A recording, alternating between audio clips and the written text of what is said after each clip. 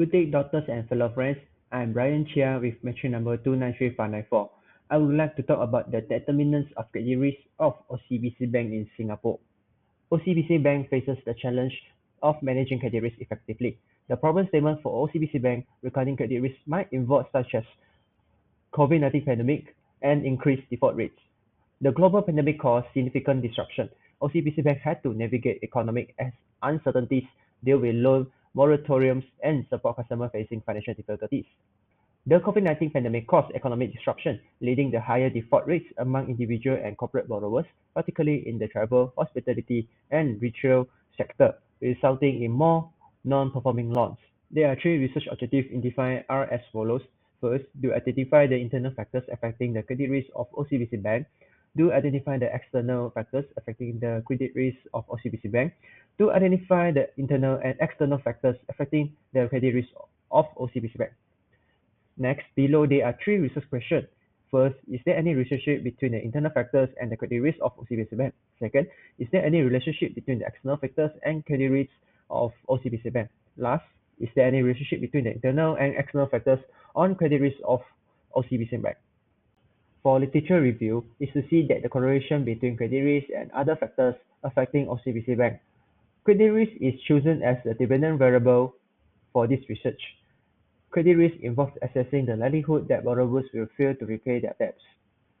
Next, internal variables and external variables are chosen as the independent variables for this research. First, return on assets is a financial metric that measures a company's profitability relative to its total assets.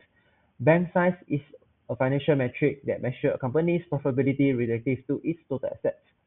Capital adequacy ratio is a measure of a bank's capital expressed as a percentage of its risk-weighted assets. Liquidity risk is the risk that a bank or financial institution will not be able to meet its short-term financial obligations due to an inability to convert assets into cash or obtain funding quickly. Loan involves lending money with the expectation of repayment, typically with interest. Loan loss provision is an expense set aside by banks and financial institutions to cover potential losses from defaulted loans.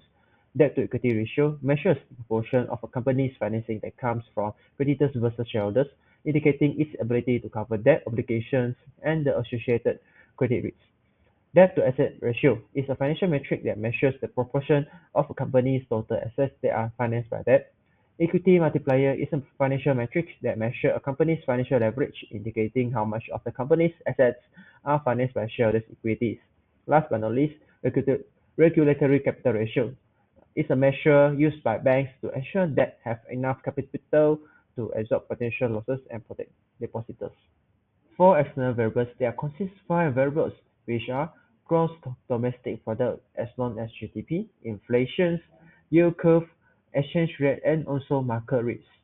The study involves OCBC Bank's annual reports and the Singapore's macroeconomics data over 5 years, which is between 2019 to 2023. The dependent variables used in this study is credit risk, federal to the purpose of this study, to identify factors that affecting the credit risk of the firm.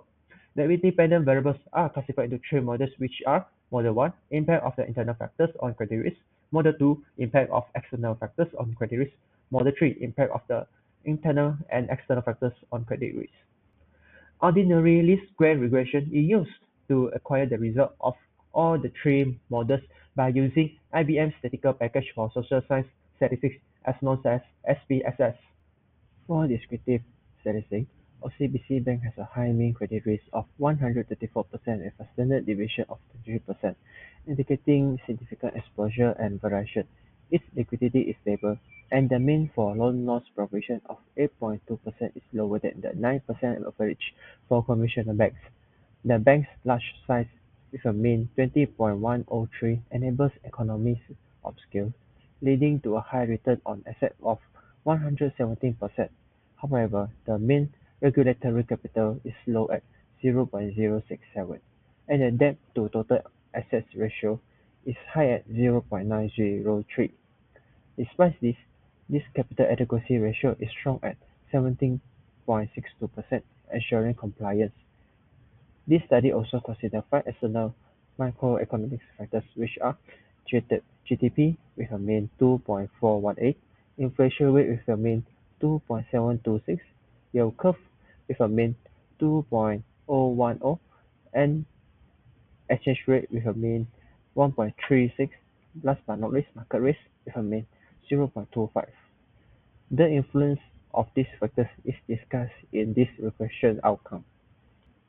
For correlation, we can see that liquidity ratio and leverage ratio has a strong positive correlation with credit risk. Inversely, return on asset has a strong negative ratio with credit risk. For p-value test, among these all variables, we can see that ROA is the most significant towards credit risk. Inversely, risk gap is the most not significant towards credit risk. Next, model summaries.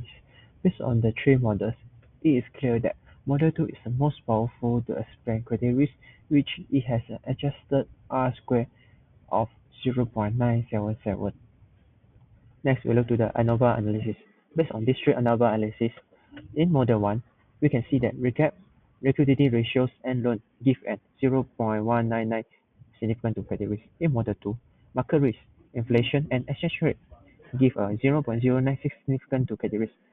In Model 3, market risk, recap, and yield curve give a 0.28 significant to credit risk.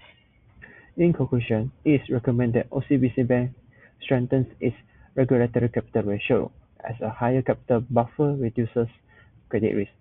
To improve profitability and efficiency, the bank should focus on better asset management, cost control, and operational efficiency.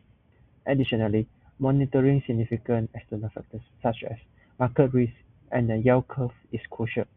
By maintaining strong capital buffers and closely watching macroeconomic indicators, the bank can enhance its ability to absorb financial defaults and optimize performance.